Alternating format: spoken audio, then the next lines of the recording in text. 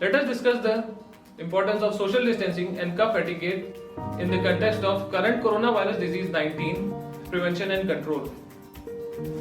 According to current evidence given by World Health Organization, COVID-19 virus is primarily transmitted between people through respiratory droplets of more than 5 to 10 micrometers in size and by contact routes.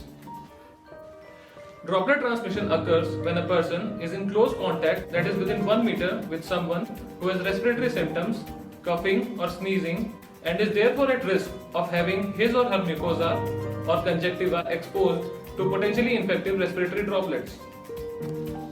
Therefore, it is advisable to avoid non-essential exposure to crowd or maintain a minimum physical distance of 1 meter between people, which has been popularly described as social distancing. The primary aim of this intervention is to reduce the number of times people come into close contact with each other. The physical distance of 1 meter should also be maintained between patients in wards or intensive care units of the hospitals.